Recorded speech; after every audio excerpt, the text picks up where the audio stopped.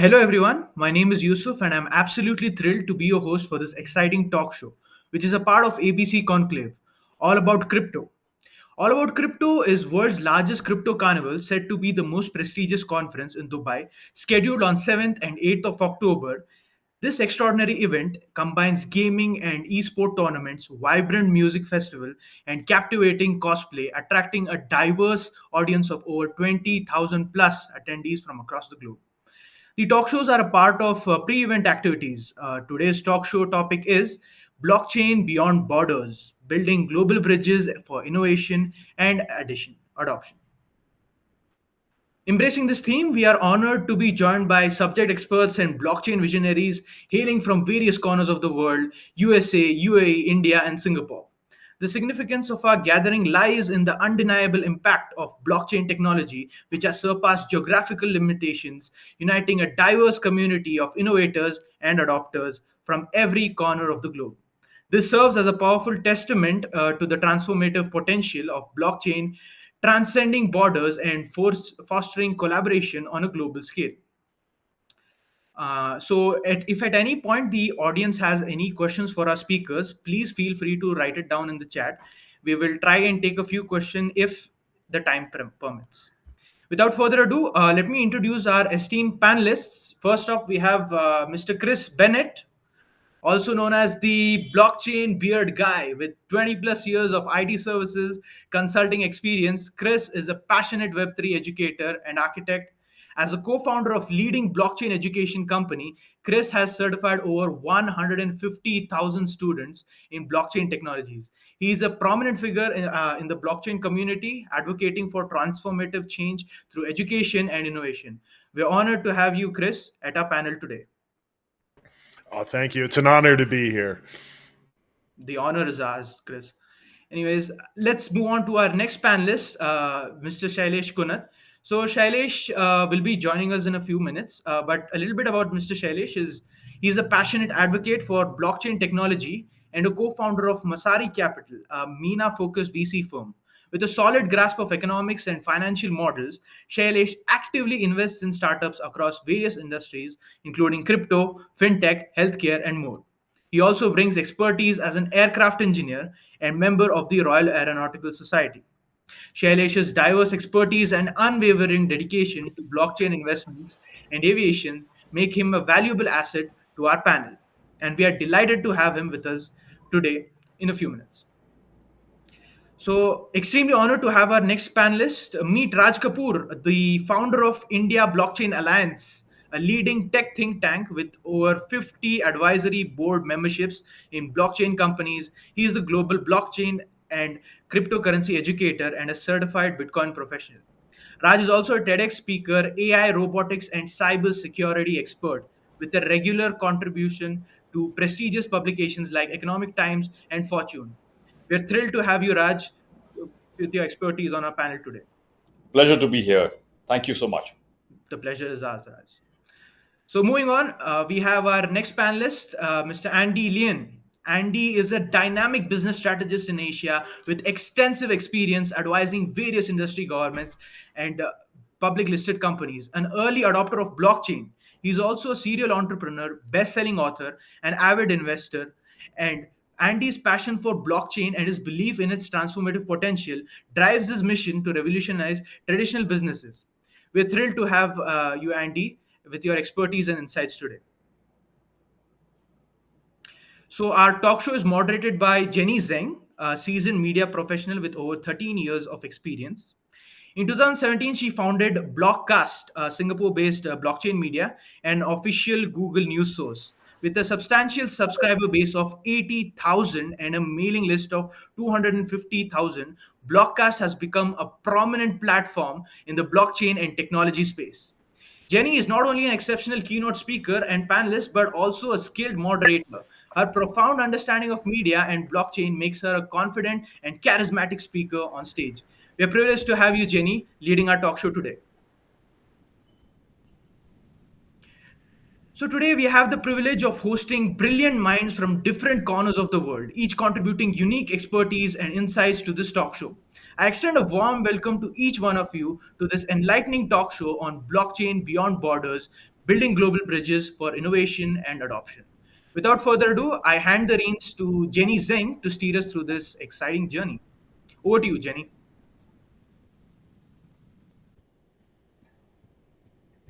Why don't you start asking us the questions? We are all ready. Or some audiences there. Maybe you can ask some of the questions till Jenny recovers her voice. Yeah, let's start talking. I think Let's start talking. Otherwise, we love to see each other's face, but that's fine. We've already seen that. So let's get talking. Yeah. We have seen the least of Kris's face because it's all covered with his beard, and the most of Andy. He's clean shaven. I'm in the middle somewhere there. I got a mustache, but no beard. Guys, all three of us are here. So maybe you can start till Jenny gets back her voice or her mojo.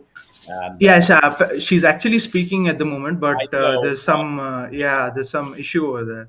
Yeah. So yeah, okay. I think we can ask a few questions. Like from my end, I think I'll ask a question. Yeah. So given Mr. Raj, given your experience in supporting startups and investing in emerging technologies, what criteria do you consider when selecting promising blockchain products to invest in? It's quite simple, actually. They should be solving some real world problem. Otherwise, there's a lot of fluff in the market. And typically in a day, I get about 20, 25 proposals of saying, right, we are the best thing since sliced bread. But there's nothing really been there since sliced bread. Nothing much has been happening since then. So what I really see is 3-4 things which I really look out for. One is very critically, is it solving a real world problem? And if it's not solving the real world problem, how is it enhancing existing solutions? Either of the two. Solving a real world problem is the first, that's for sure. The second thing I see, whether the promoters have the wherewithal in them to actually last beyond the first year. And I'm not talking about money, I'm not talking about finance. Finance, we can pick up on the way, yes, if we have a good product. The third, I always ask them, do you have a validation? And validation, I mean, do you have a customer, even if it's a small one, even if it's a proof of concept, do you have that? If they have it, great. No, we'll get something for them, not a problem. But again, product should be great. The next thing I would like to say is the promoters themselves. Are they really hungry? Are they really going to dig their heels deep inside and lust?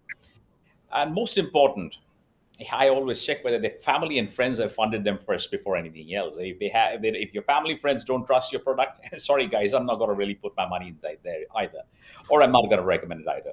So there are 4 or 5 things. There are many, many more features, and of course, I would love to see their tech team, because most of the failures I've seen, because most startups either don't have a tech team, or they've outsourced tech, or the tech guy suddenly gets a better offer and leaves off halfway through the whole program. So I see the tech team especially, and that's my criteria. I'm sure everybody has a different criteria, but that's what I see. At the end of the day, I see whether I can, when I'm advising them, and if I can make a difference. Last year, I was very fortunate to advise several companies, and we had 17 of these companies getting funded. So I think I must have done something right out there. So I think I'm sticking to my 4 or 5 things, which I do. I'm sure Andy and Kris will have their opinion as well. Back to you. Yeah. So yeah, I would love to hear some of the opinions of Kris and Andy. Like, if you have anything to add on to those points that Raj just told. Sure, I'll jump in there. I think Raj makes some great points. Number one, he really hit the nail on the head. It's so easy, I think, with emerging technology to get caught up in the excitement of the new technology. But if you're not using that technology to either solve a real world problem and give your users some ability they didn't have previously, or make some existing ability better, well, then you're just kind of wasting everybody's time, including your own. So I think Raj really hit the nail on the head with that. A couple other things I look for. Again, it's very, very easy to focus on the technology. I think a lot of us kind of intuitively think, hey, whoever's first on this scene with this technology is going to win. But history oftentimes shows that's not the case. For example, we can look back at e-commerce. You guys probably remember a tiny little company 30 years ago that was selling books online and came to dominate the world of global shopping, Amazon.com. But actually, they were not the first ones selling books online. The very first online book retailer was a company called Bookstacks Unlimited. Anybody ever heard of them? No. So I think sometimes there's a rush to get behind whoever's first to market without really looking at, hey, are they giving users a new ability or improving an existing one? Other things I look for, hey, are you able to explain the value of your solution or what it is you want to build without talking about the technology? Can you tell me why what you want to build is good without talking about blockchain or crypto or Web3? And then finally, I think the team, right? Technology is great, but technology doesn't build things by itself. What does that team look like? Is there a good winning team? Do we have good, solid resources, not just focused on technology, but really on all areas of the business: marketing, communications, finance, management, user support, etc. So those would be kind of some of the things I'd look for, and I'd really love to hear Andy's thoughts on what he thinks is important. Sure. I hope you can hear me right now, but what I look at would be really slightly different. Thanks. Whenever we are in the space of blockchain, for example, most people look at use cases. Yes, I think use cases are very important, but if you look at many of these projects, they actually over exaggerated the technology that they have. I mean, damn it, man, the technology is the same, right? Some people can say that they have some of the fastest blockchain, but there's nobody using it. So what's the point? It's not put into a good test. So I'm not sure, at what kind of context we are talking about this, but from my personal context, I look at things fairly straightforward. In this current Web3 arena, I look at people and how much this people or community is able to generate out certain outputs that I want. It could be volume, it could be social volume, it could be monetary volume, it could be the kind of good partnerships that they have. I'm really a more of a community guy. If there's no community, let's not talk about investing in the project. I'm more like a sniper than trying to get hold of many projects at the same time, because as an investor, I always look at it from a more sniper standpoint, right? We don't have that kind of energy to take over 10, 20 projects at a time. That's not feasible. We are not robots. So I tend to look at this from a more sniper standpoint. Yeah. Hello, guys. Can you guys hear me? Yes. Yes, Can yes. hear you. Oh, great. Finally, I'm back. and I'm glad to see Shailesh is here too. So we didn't miss out a lot. So my name is Jenny, and I'm the co-founder of Blockcast. I don't know where you guys at. Good morning, good evening, and good night. I'm currently in Seoul, so it's kind of like 9:20 in my time. So are we on the second question? To Mr. Andy Lian, right? So, Yep. Mr. Shailesh, you are just at the right time. The next question is for you. So, here is the question. In what ways can blockchain create opportunities for economic growth and development in Middle East, Africa, and Asia? And how can crypto and blockchain association support this effort? Mr. Shailesh? Hey, thank you for the question. And I made it. It was a bit difficult, challenging, but hey, I'm here. Thank you for having me here. A great question. So I'm based out of Dubai, and Dubai has always been in the forefront whenever it comes to innovation, whenever it comes to any technology, right? We always want to be the first. We always want to be the best, and that's always been the motto for Dubai. I remember back in 2016, one of our partner companies, um, we worked with the government in order to build the uh, land department's title deeds on blockchain back in 2016, before anybody even spoke about blockchain on an enterprise level, right? So the new technology comes with new opportunities, right? So since 2016 in Dubai, we had seen a huge drive from the government to educate uh, the nationals and also the expatriates to embrace new technology, right?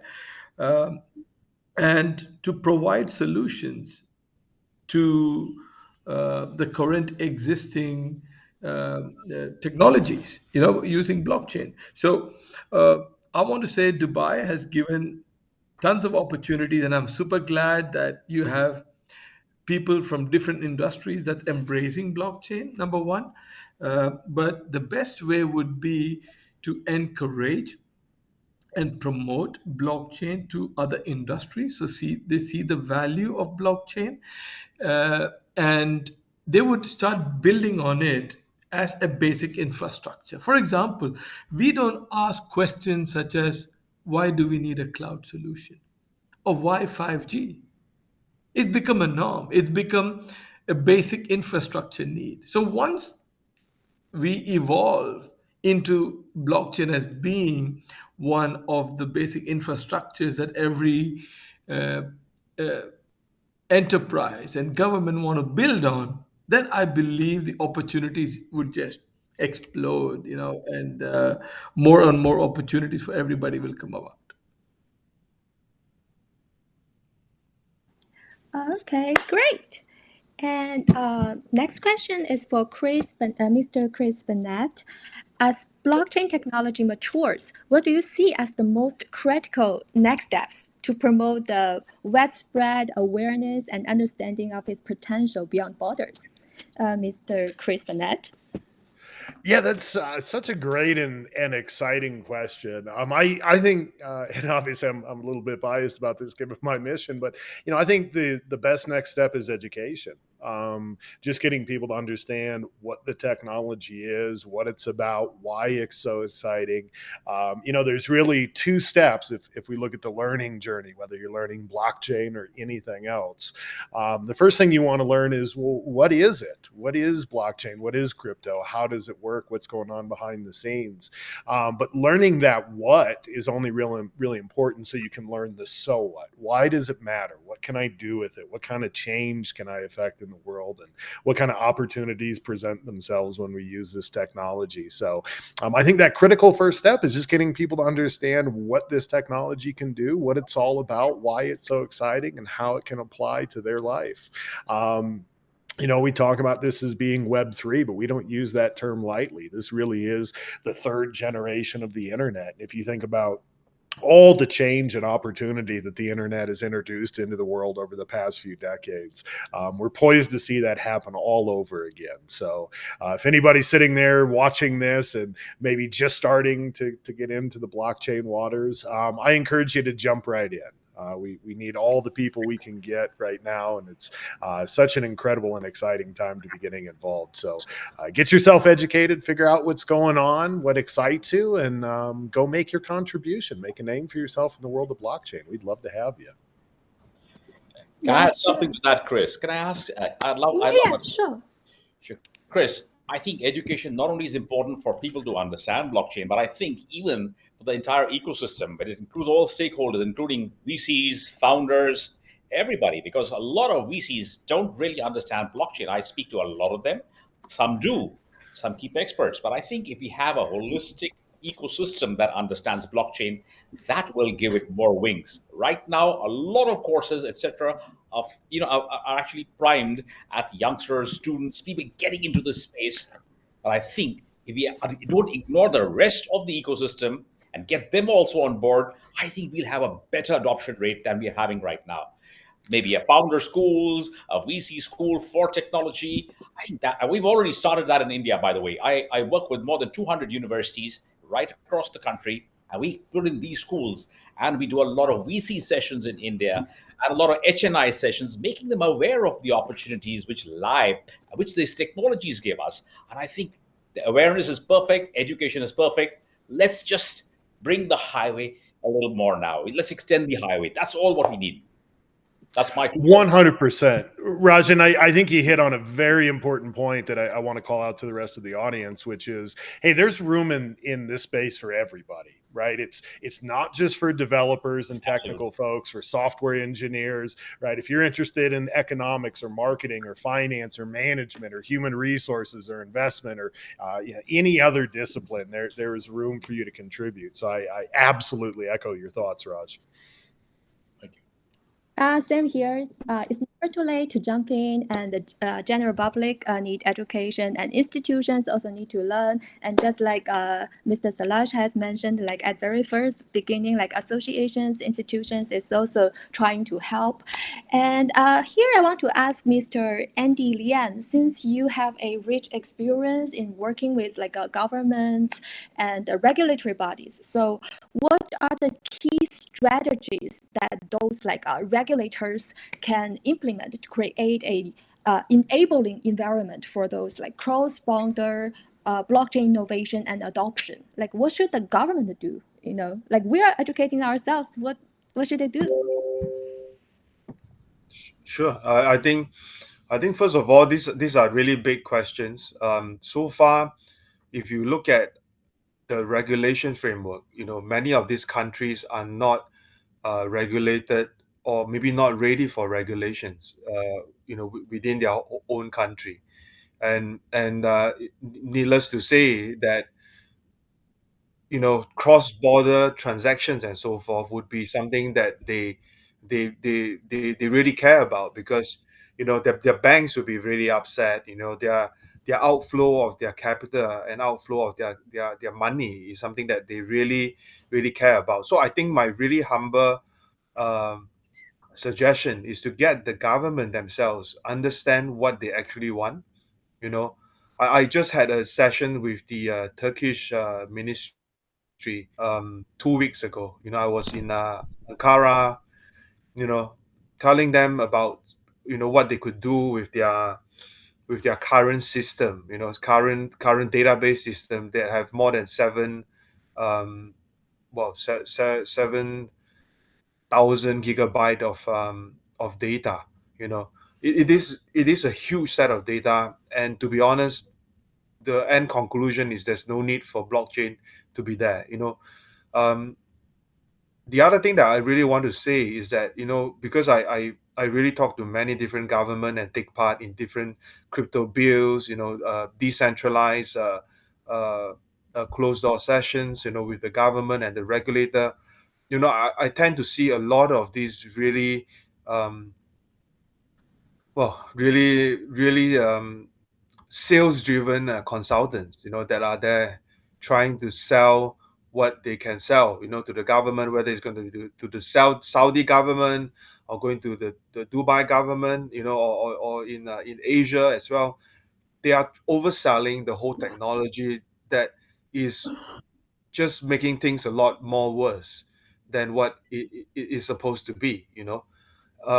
So humbly again, I love to say that, that there should be a certain threshold or certain ways to sieve out all these consultants. If we really want the government to believe the work that we are doing, we really need to filter out all these guys. So yeah, that's what I have in mind. Yeah, that's true. Sometimes like even the government, the institutions don't. Oh, can you hear me? Yes, Jenny, can I add to that? Thank you, Andy, for Yeah, sure. bringing that up, right? I mean, for me, there's a huge regulatory arbitrage that exists today. Every different country is working in silos. So if you really want to see worldwide adoption of this technology, all the government need to sit together on one table and just discuss and come up with a regulatory framework that will be implemented worldwide. As long as there are different rules and regulations for different countries, we can't really scale. Is my personal opinion. I agree with you. I agree with you, but also at the same point, on the same point, it is impossible and redundant to have the government having a one framework. They can understand each other, what they are trying to do, but having one framework would then be not making uh, economic sense, because some countries are stronger, some countries are not, right? It's just like the passport, right? I hold a Singapore passport. My passport can go a lot of places, but if you hold a Chinese passport or Indian passport, because the nation is big, they just can't let everybody come into certain countries, right? So same analogy, is just good to know, but it's really tough to implement it worldwide. And because of the agenda, everybody's have a different agenda, so that is really tough, man. I love to see that happening, but as far as I can see, is not really possible, man. I agree, Andy, completely. Right. Right now, we are in a phase where we think it's impossible, but there are opportunities that we need.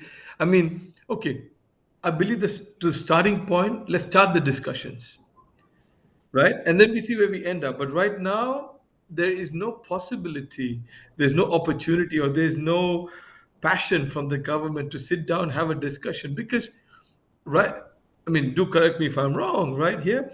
See, blockchain is not crypto. It's completely different.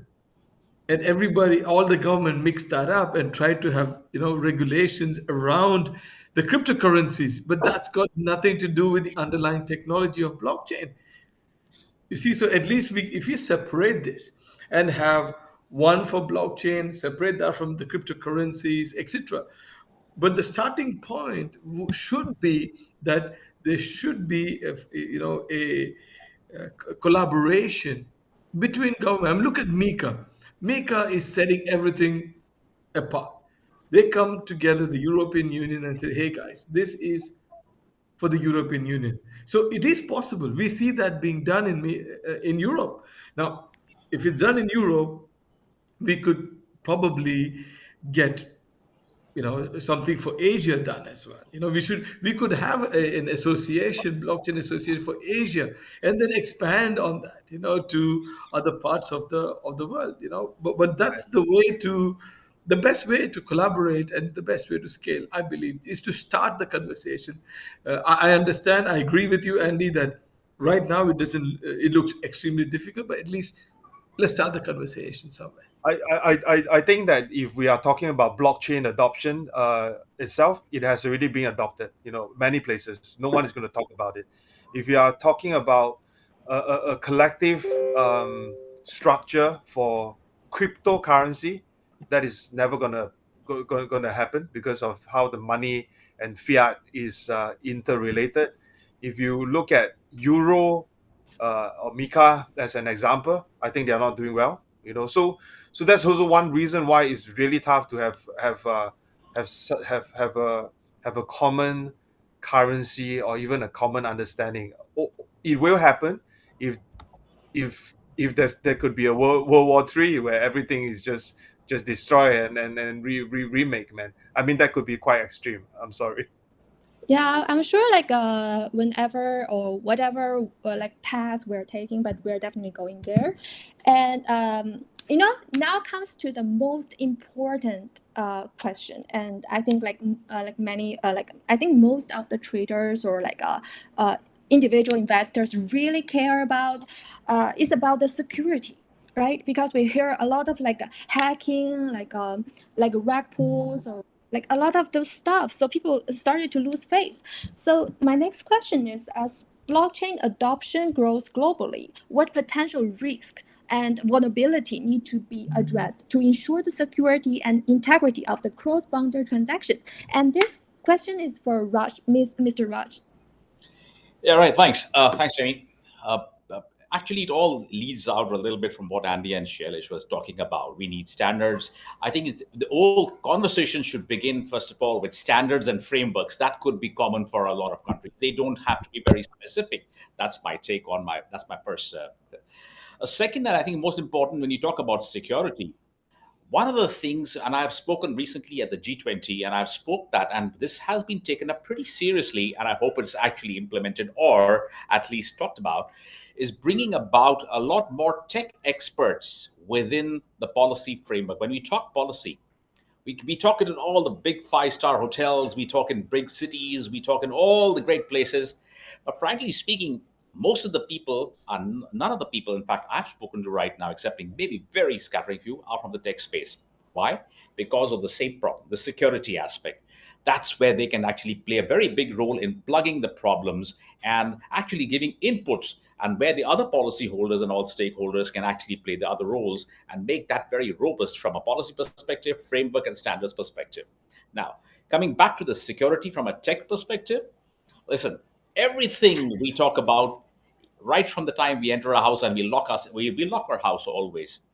Technology has lots of loopholes. And that's, again, I stress on the fact that if you have somebody who understands technology fairly well, will also know how to plug those loopholes. You might have seen this movie, Catch Me If You Can, Leonardo DiCaprio. Great movie.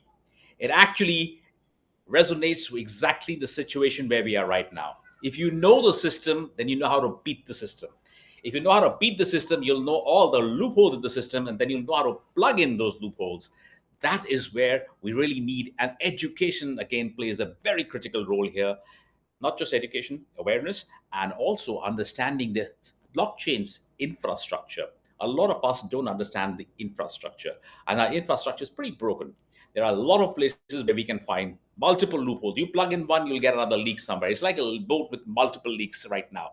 There's a lot happening, yes, a lot of good stuff happening, but not happening fast enough, I feel. The second part, you talked about the scams, etc. That's nothing to do so much with security as that is that with intention.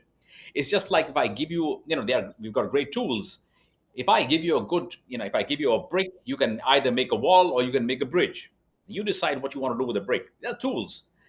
So there are a lot of tools available, very little awareness about them, very little being done about awareness, and most important, everybody still, as Shailesh said, everybody still thinks it's crypto. There's a lot of huge differences out there. Awareness is critical, understanding, and anybody who's from the tech space out here, I think the core focus for the next few years should be the security aspect. Security is sacrosanct. It's just like, we have this, our elbow is the weakest link, or the wrist is the weakest link in our arm. That's going to snap first. Blockchain has that, especially where there is interoperability. There are so many other, it's intersection with other technologies. There's a lot of things happening there. But security, I still feel, lacks the same intensity that it needs to have. There are some good work, there's some good work going on, but I guess it's still work in progress. We are still young. The technology is still young. I mean, let's face it. If you look at the enterprise level, they're hardly 4 or 5 years old. I mean, we make our mistakes, but then we grow, we fall, we scrape our knees and get up and run again. I think security is in the same space right now, but it's moving fast, because with security, as it says, the word itself is there, you feel secure. And when you talk about crypto means enclosed, kept in a safe place, like a crypt. So I guess it's a question of time before we talk more about security. Now, a lot of people understand blockchain. Now, what we need is a little more dissection as to where are the loopholes right now? Where are the security loopholes? I think that's what we'll need to plug now. And I think it's happening. We are, I think, more than halfway there. Next 3 to 5 years, we'll see a lot of things happening in this space. That's my 2 cents on the security aspect. Very, very great insights. I'm learning a lot. And actually, I know that many platforms, blockchain platforms, like crypto, like companies, they are having all these bugs and and problems all the time, like every day. Just like a few days before, like CZ was posting something on his Twitter saying that, oh, we found a bug and we fixed it before the hacker found it. So yeah, it seems like we cannot stop it. Yeah, I'll add one more thing to that. Our best. One more thing I'd like to say. A lot of us, how many of us have actually been to the darknet? I don't think most of us have been to the darknet. And we have. That's where you get a host of solutions, actually, from a security perspective. As I said, to catch a thief, you need to think like one. I'm not saying one, you need to think like one. And you go to the darknet, not only will you find the problems, you'll also find a lot of solutions.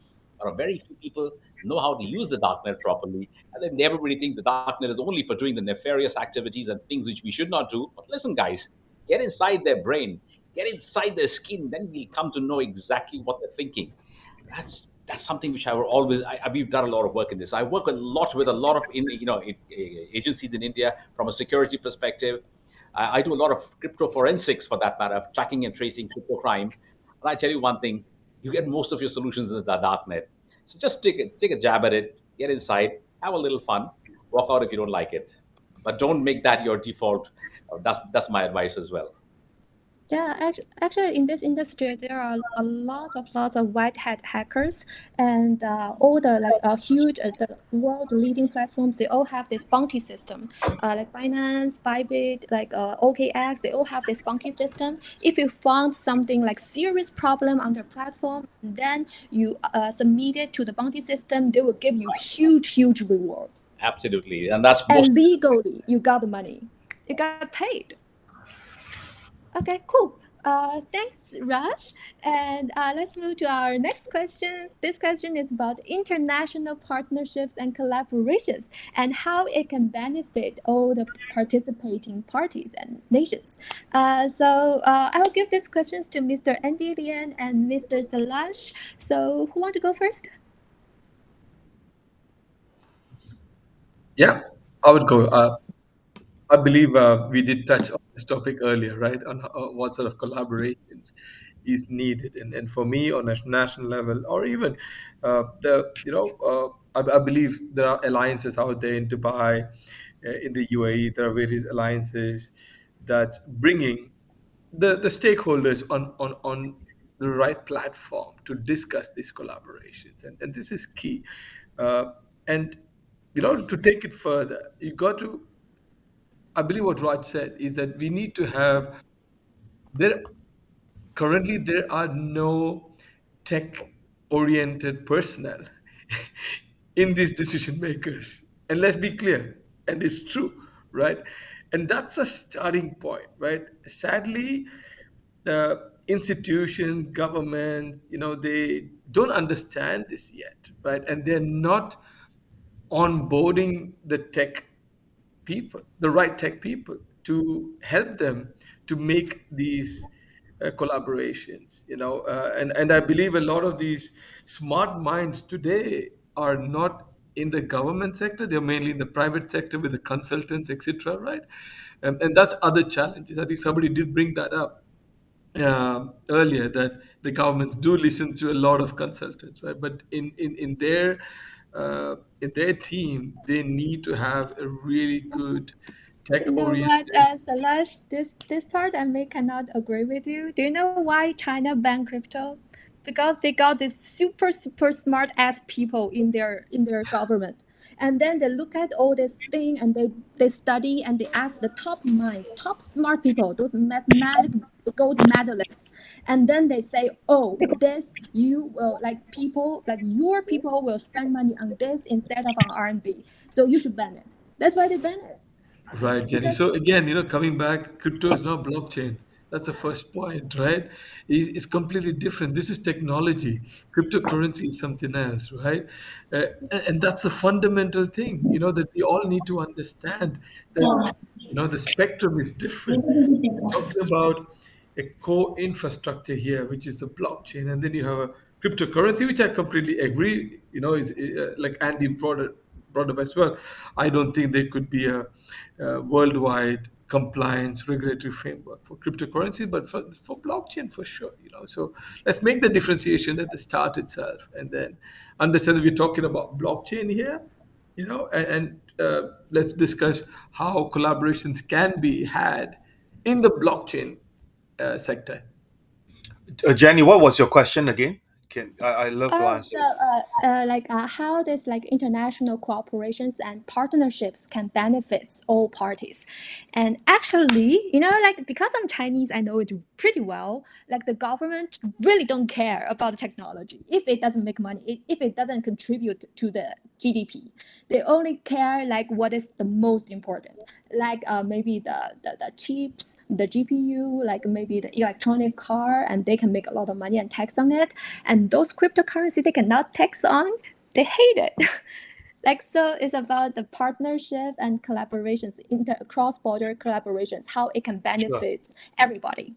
Sure. If that's the case, this is not very much about whether it's about crypto or whether it's about blockchain technology. I think in terms of collaboration right now, I wear many hats. I am also an advisor to Bybit Exchange. They are a huge derivatives exchange right now. We partner with Red Bull, Oracle Red Bull Racing. Um, we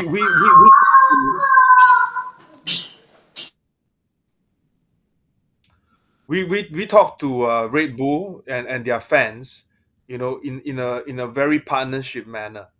We try to use and work with big brands to enlarge our footprint in the Web3 space, right? Enlarge our footprint with the big brands, telling them, how our NFT is going to work, right? NFT become a product, become a talking point. No one is going to talk about what blockchain is all about. So, first point that I want to bring out is, you know, we should look at working with real commercial or big brands, to increase our footprint, in the space, to let more people know what we are trying to do. That kind of partnership can reach to many people compared to just trying to work this through an association or the government, because the agenda is always different. When there is a commercial use case, or where there's a demand in the commercial world, the government will then look at this in a very different light, you know because if we work this through the big enterprises, Jenny mentioned about taxation and so forth. All these things will be accounted for, within that framework. So working with big brands, I think it is 100% the way to go. And again, the underlying um, technology, behind blockchain, yes, it is really amazing, but after all, it is just a database, to be very honest. So the only way people will understand and resonate to what we are trying to do is the value that comes out from it, whether or not it's through a product, whether or not it's through cryptocurrency. This is the whole journey that we are all embarking right now. Thank you.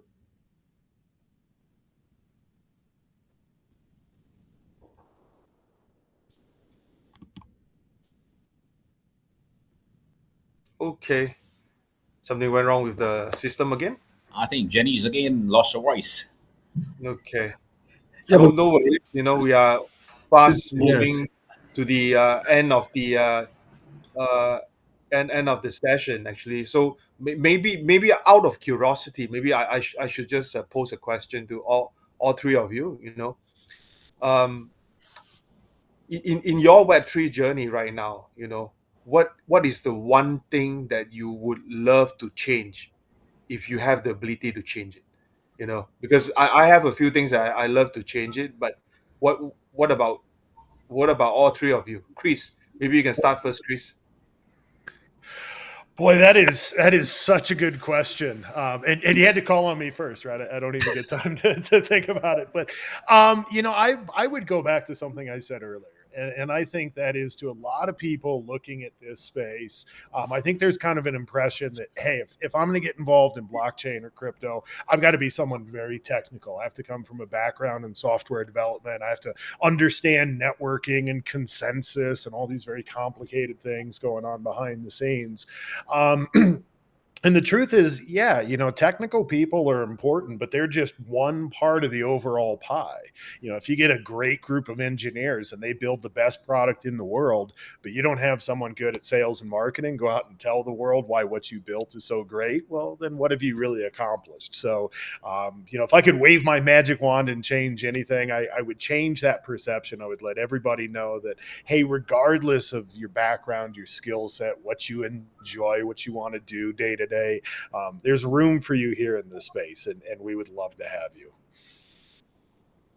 I think that is a really good point, Kris. I think that magic wand got to swing harder, to make that work. Raj, what about you? My wish would be to get rid of useless influencers, Web3 influencers in this space, which are really actually they're doing no good for the industry. We have a lot of people who all of a sudden, you see the LinkedIn profiles from the last 3 years, from crypto evangelists to Web3 evangelists. That's a beautiful journey they've taken, only because and some of them have become AI evangelists now, by the way. But anyway, that's one thing I would wish away. That's one. And I think, to add on to what Kris said, I think blockchain as a technology should be all about a conversation. It should be conversations. They should not be talking tech. We should not be talking, as we said, the consensus mechanisms, the private blockchain's permission. When we want to make a call, we just pick up our phone and make the call. That's what a guy wants to know. How can I make my call? Can I get a message? Can I get my voice across? That's it. 100 technologies runs inside a phone. Do you really need to know those? I don't think so. So I think it's all about a huge conversation which we need to have all the time. Just like I speak to my wife every day. She has no idea what is blockchain. Today, we have a conversation about blockchain just like we have about what's going to happen for lunch. That's where we need to get and evolve ourselves into. Influencers, we don't need influencers which to have very little foundational knowledge. I started my blockchain journey in 2010. I was a minor way back in the US, by the way, Kris. I was a long time there. It was illegal. It was legal out there, so I could do what I did, and I understood the technology. I understood by mining Bitcoin. I understood blockchain.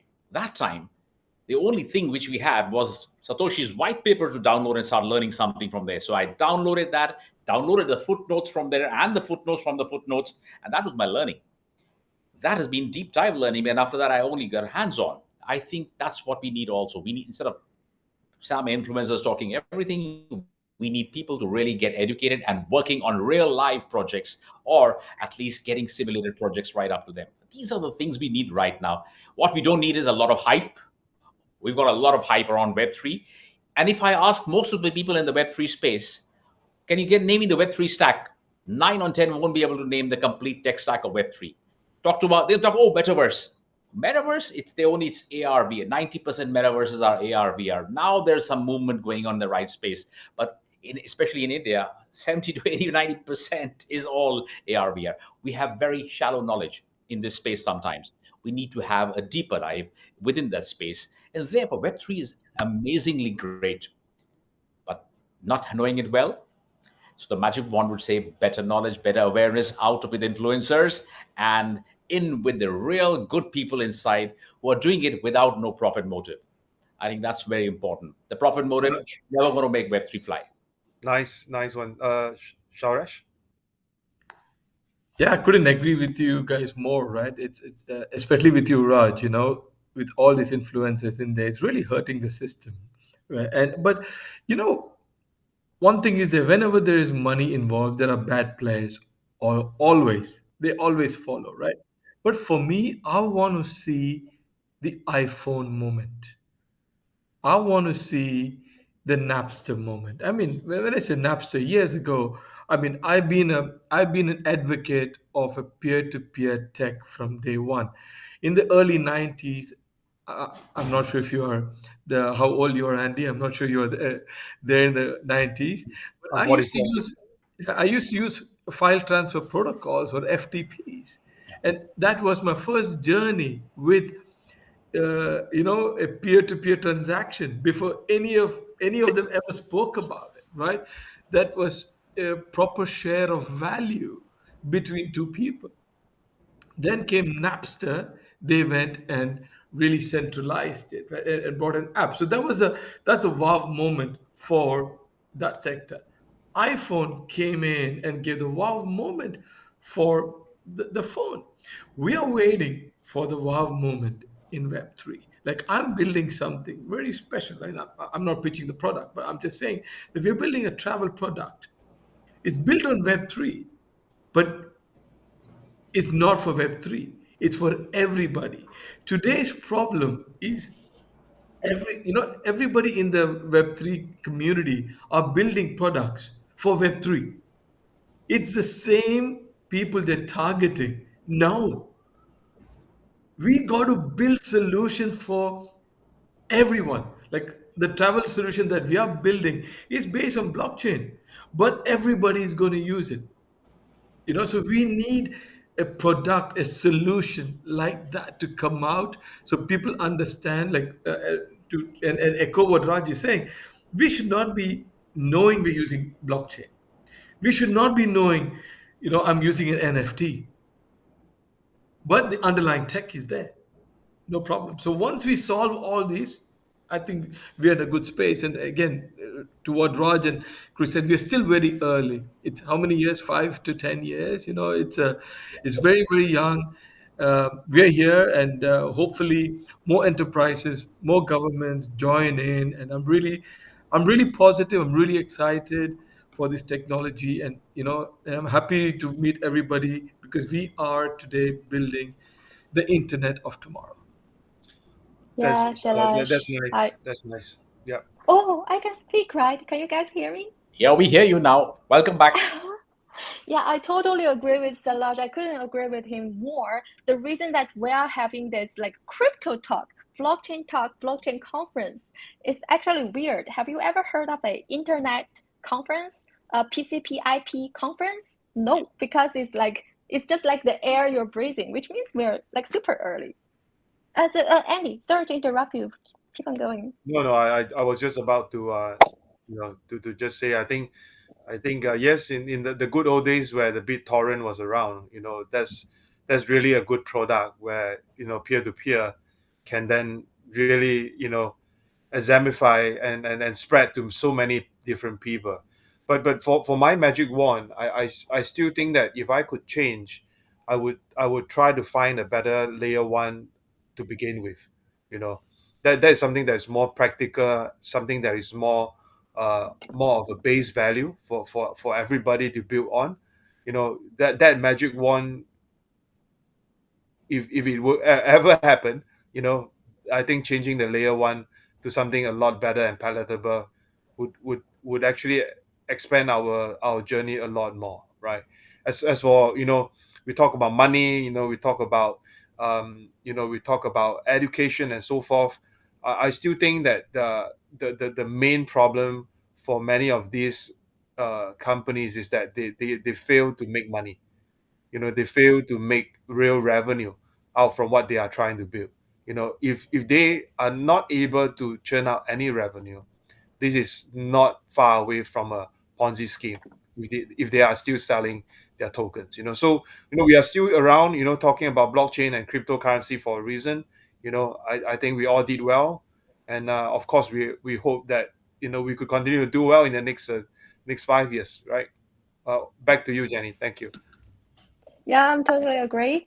Because blockchain is like evolutioning like really fast from the ICO, IDO, IEO, and NFT, DID, layer one, layer two, ZK roll up, and like DeFi, like LSD, like everything like happens so fast. Like every month you got a new concept jumping out.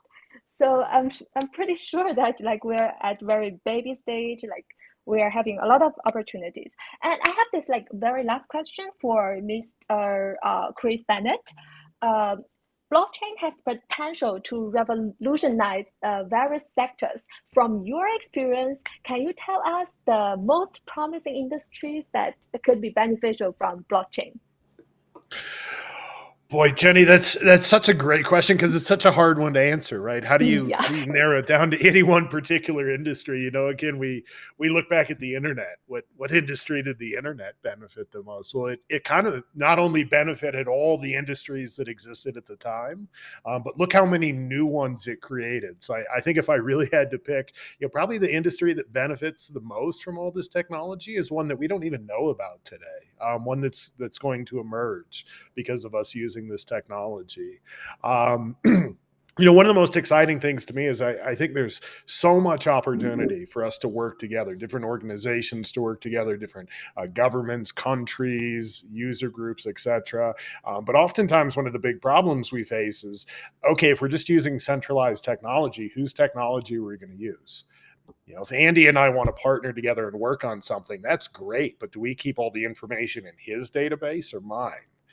Sometimes that gets to be a difficult question to answer. And the great thing about this decentralized technology is we can kind of look at it as shared IT infrastructure between the participants. And I think that's going to open up so many doors in the future, and the ramifications of that we're probably just starting to come to terms with. So again, that's why I encourage everybody, regardless of background, regardless of skill set, if anything that we're talking about here today sounds interesting, dive in.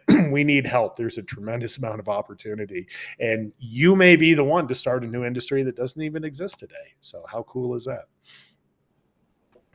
That's true, because we're at the early stage. Think of this: you are a college student at like 70 who studies computer science. So excited. And actually, we have like 10 more minutes. So I want to give this last question to every one of our panelists.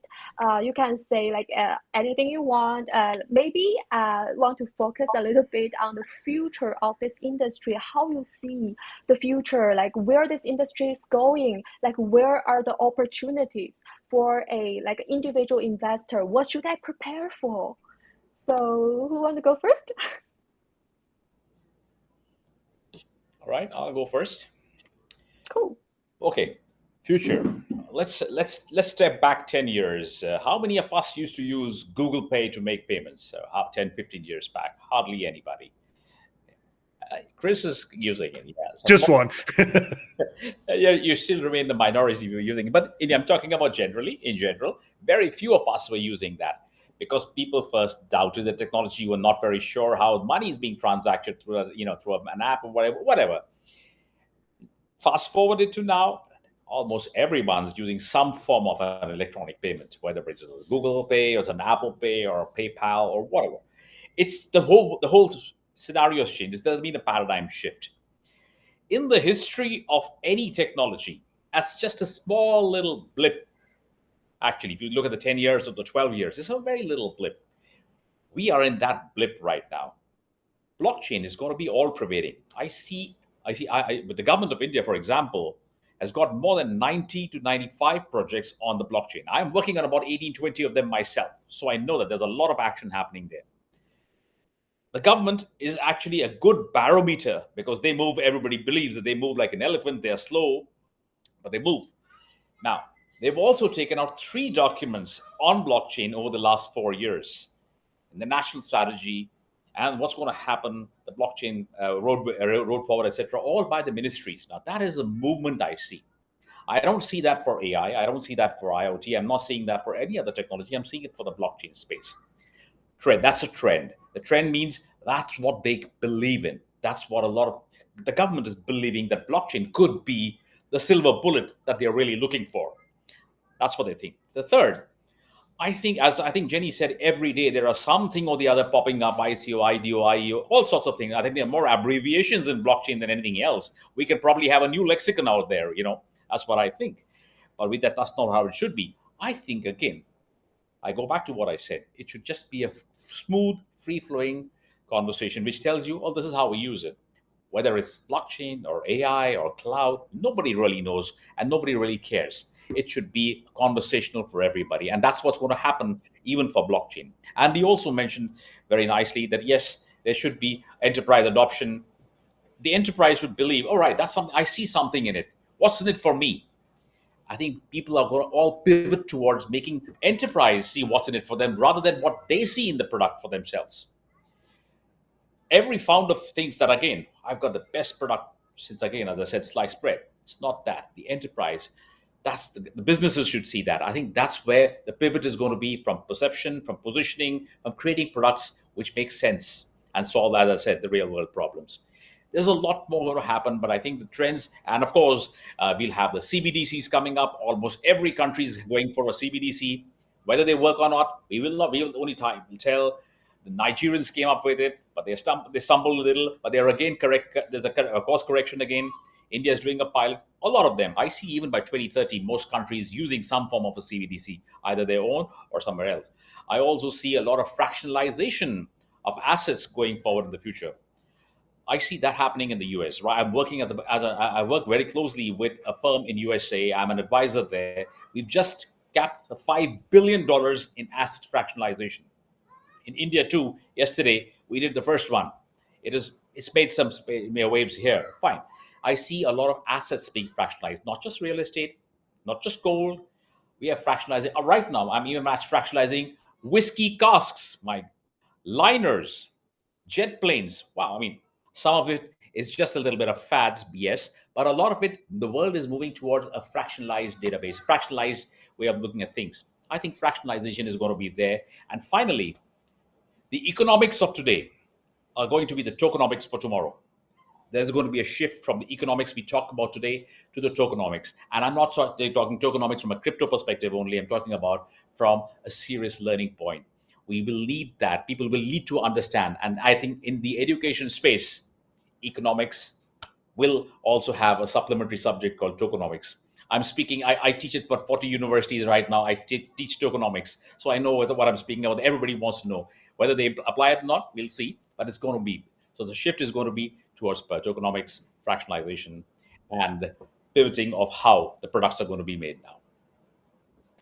That's cool. That's cool. Actually, I'm also working for a crypto exchange. I'm a listing BD, so I review like hundreds of projects every month. So real world assets, RWA, which Raj just mentioned, like was a huge thing right now. So we truly see the trend is coming. So like definitely there are like a lot of opportunities. Like many of my friends always complain to me, oh, like I should have bought Bitcoin when it's $200. I said, you're still early. Like you can still buy like a coin that goes like 1,000 times.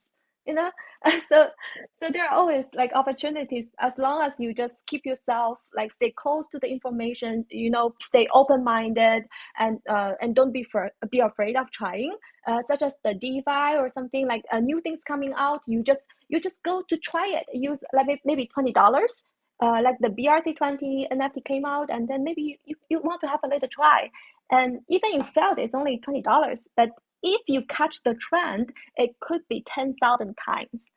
So my suggestion for like all this like individual investors is first stay alert.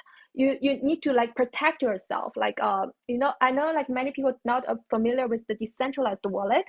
They're not familiar with like all this like approval things. They click the wrong links and they approval like strange contracts, and they like do like strange transactions and lose everything, and they complain on the project, which doesn't make sense.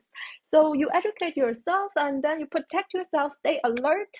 And I always do this like how can I say it, like a training for me and my friends. We always have this little game. The game's name is try to escape in 1 minute. What does it mean? Like when you heard a really bad rumor about an exchange, what should you do? You should run away no matter whether it's true or false. You run away within 1 minute. It only costs you $1, and then you run away. Even if it's false, you just transfer it back. But like 1% of the chance, if it's real, you lose all your money. So I think like maybe like for all the newbies, you can try that. Like how I can escape within 1 minute. So like before you enter, you need to know like how I can run away. So when something goes wrong, that is first, be alert. And the second one is be open-minded. Like always accept the new things. You don't call things scam like even before you try it. So yeah, that's for from me. And Shailesh, like can you give us a little like a tips? Well, I'm somebody who don't like to talk about investing into blockchain and crypto assets. That's a very individual uh, approach, and everybody should. I understand that DYOR has been used aggressively, but I could not tell you how important that is. To learn before you even start putting in money into the industry, right? But to come to what are the industries that is, let's say, okay, so blockchain has already done amazing stuff in the finance industry, right? That's the first industry it took hold of, right? I mean, look at what Bitcoin did. Years ago, we had the barter system. After the barter system, we were using commodities, gold and silver to trade. Later, we were using plastic money, and now we have Internet of Money. It's what the blockchain has brought through, and it has changed finance in a whole different way. That industry has been disrupted, right? If you look at the new one, like Raj was saying, is a tokenization of real world assets. There are tons of opportunities there that everybody should look at and get hands on. I mean, if I am investing, this is something that I'm eagerly looking at. I'm part of a project that's doing something like this, and I'm sure a lot of people would advise you as well that tokenization of real world asset is the new um, blockchain paradigm right now that everybody's trying to get into.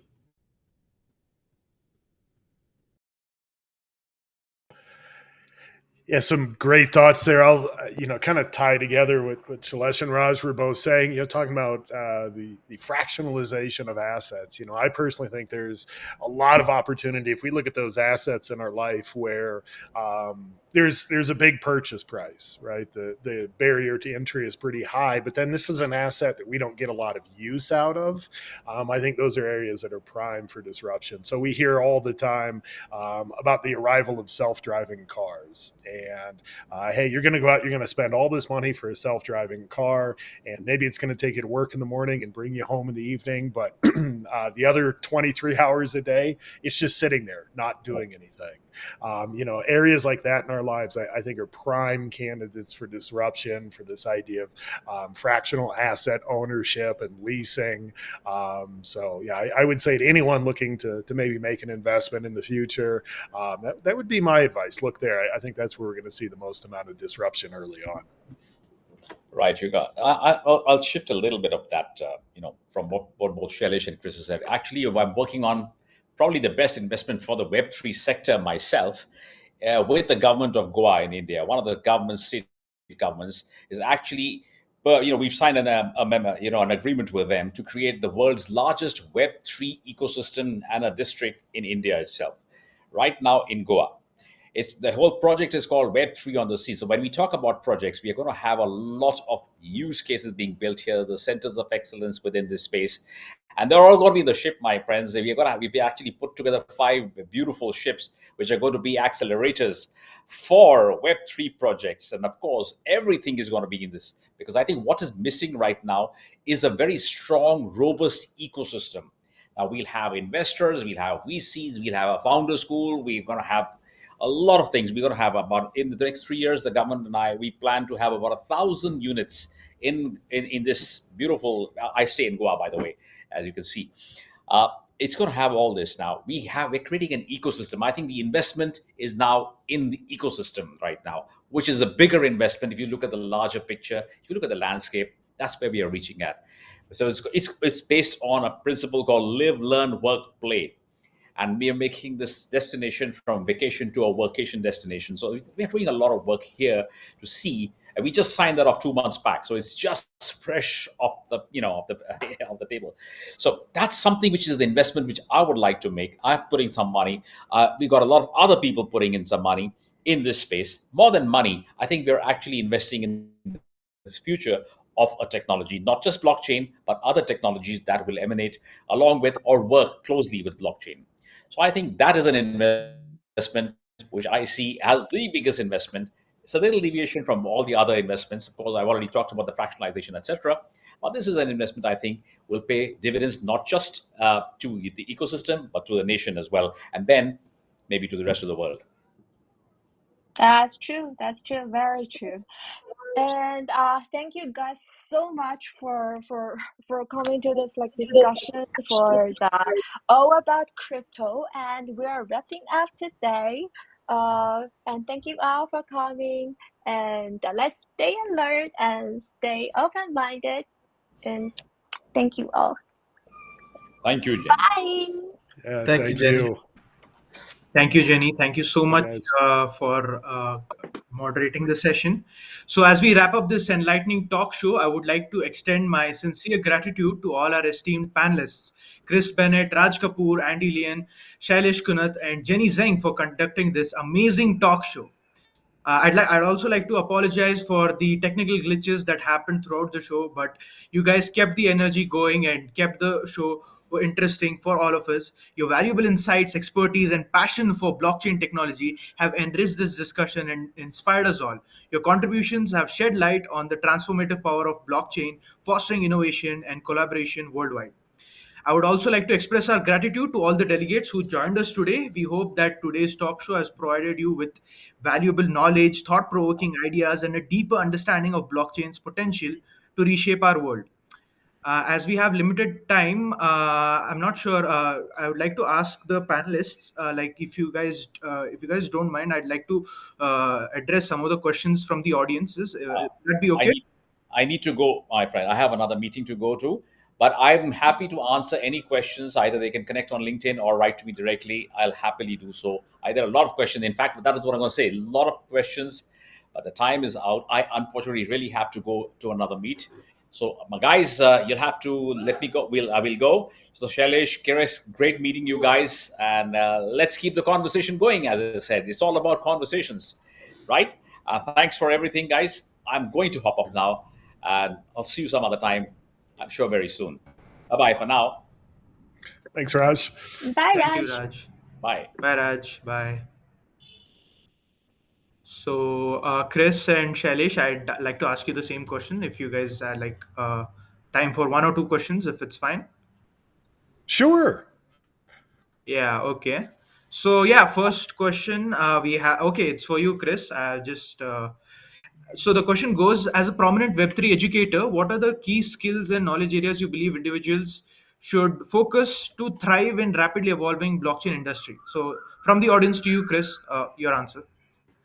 Yeah, that's such a great question. Whoever asked it, thank you very much, because it's one that comes up so often. But what I would say is, rather than trying to conform yourself to blockchain, in other words, don't look at blockchain and say, okay, what are the skills that are needed the most? What should I learn? How should I change myself to fit into blockchain? Look at it the other way around. Ask yourself, what is it I already know how to do? What am I good at? What do I enjoy doing? What skills do I already have? And find a way to bring those to blockchain. And I know I've said this a couple times today, but one of the worst tragedies out there right now in the world of blockchain is everybody thinks you have to be someone very, very technical. You need to come from this technical software developer background. And that's not true. Blockchain projects need good sales and marketing people. They need good finance people. They need good HR people and great project managers. So find whatever it is you're passionate about. Find the thing that you love to do that brings you joy, and then find a way to do that in blockchain. And if any of you guys are maybe struggling with that, hit me up, send me a message on LinkedIn, or shoot me an email, and I'd be more than happy to explore that in more depth with you offline. Thank you so much, Kris, for your answer. It was a really insightful answer that you gave. So the audience has a question for you too, Jenny. As a media professional and blockchain expert, what challenges and opportunities do you foresee for mainstream adoption of blockchain technology in the coming years uh, forward? So the from the audience to you, Jenny, your answer. Well, I'll say like more opportunities than challenges. Like I mentioned previously, I also for a like top 3 exchange as a listing manager. So we are actually working with a lot of like Web2 giants right now, and they are trying their best to get into Web3 to absorb all this like new blood, new Web3 like high tech blood. And what they are trying to do is like they are trying to convert this Web3 young people to their like Web2 platform. They're having a lot of like a really interesting approach. Let me give you one example. Alibaba which is like one of the biggest company from China, and because of its monopoly, now it's been separated into like 6 companies, and the overseas one is called AliExpress. And AliExpress recently worked with us on a like NFT drop. So this is really interesting. So on AliExpress, you click into mine, and then you can see like mint an NFT. And after and if you want to mint the NFT, you need to be whitelisted.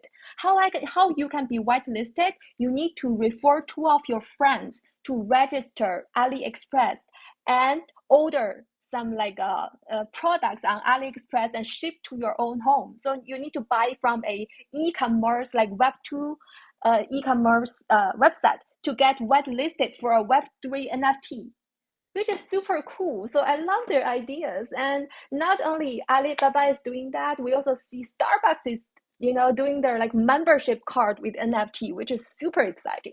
They don't even like for this like giants, they don't even want to make money on NFT. They don't want any money from you.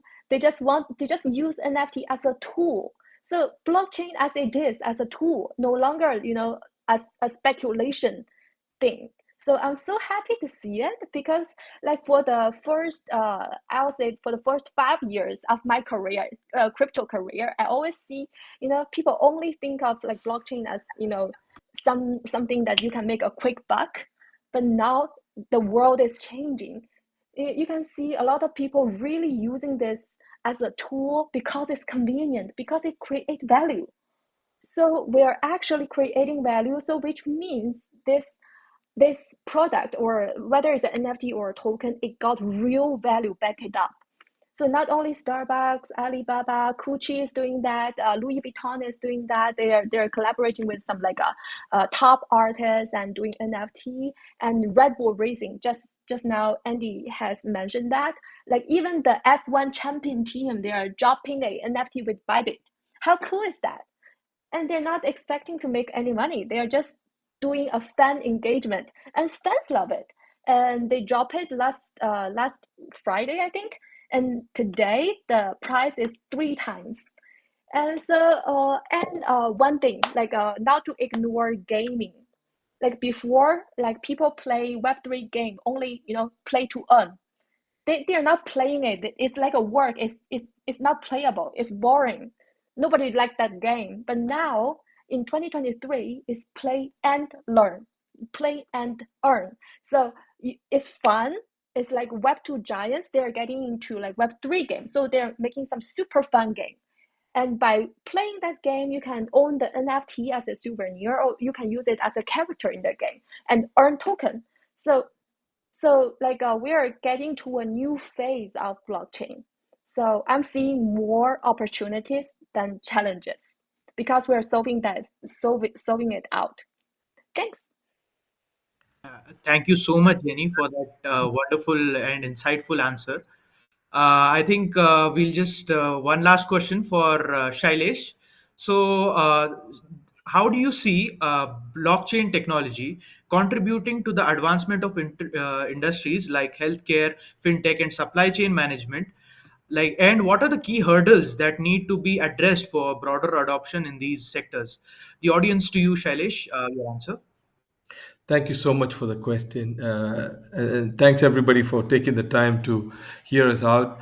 So, like we all discussed earlier, right? Blockchain has disrupted right now mainly the finance industry, but it's taking off in other industries like healthcare, supply chain. In supply chain especially, there are blockchains who give the end-to-end traceability, from the warehouse all the way to your home, where the product has been, what has been the journey, right? It gives you complete transparency.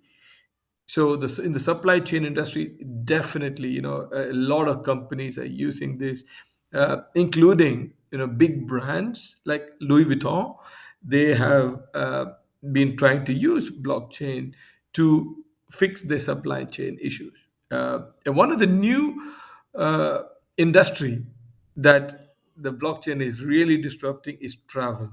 And I want to bring up something what Jenny said about NFT. So Etihad Airline has I think last week, released the NFTs, and it's got proper utility. If you own the NFT, you automatically upgraded from the basic guest to a new tier of guest experience only by holding the NFT. And in addition to that, it gives you extra perks, right? So the travel industry is being disrupted in a big way. I'm working for a company where uh, you can hold an NFT, and that will give you 30% off on all hotel nights. And I did mention earlier that we are still waiting for the iPhone moment, and these are the products that's going to give us the iPhone moment. Imagine holding an NFT and unlocking 30% discount in hotels. Imagine holding an NFT like Etihad Airways did. It gives you all these perks, like free upgrades, etc. So really exciting space. Different industries are still only looking at the tipping point, but there's so much more that's coming out in there. Thank you. Yeah. Thank you so much, Shailesh, for such an insightful answer. With that, we sadly come to the end of the Q&A rounds. I'm really sorry about some of the questions that couldn't be taken up because of the shortage of time. But I'd like to thank everyone for your participation. We are unfortunately unable to accommodate any more questions at this time, and we must conclude the session. We hope you found the talk show insightful and informative. If you have any additional questions or would like to continue the conversation, please don't hesitate to contact us through our website or social media platforms. Thank you for joining us at the talk show. We appreciate your presence and active participation during the event. As a token of our appreciation, we are delighted to offer you an exclusive opportunity. You will receive a special code for the main event with an exclusive flat 40% discount on your registered email addresses. This exceptional deal is exclusively available for those who attended the talk show. Thank you once again for being a part of our event, and we can't wait to see you at the main event. Thank you for joining us today. We look forward to having you back with us for our next talk show very soon. Stay tuned for more engaging discussions and insightful conversations on the latest topics and innovations. Until then, take care. See you next time. This is your host, Yusuf, signing off. Thanks, Yusuf. Bye. Bye. Bye. Thank you, guys. Bye.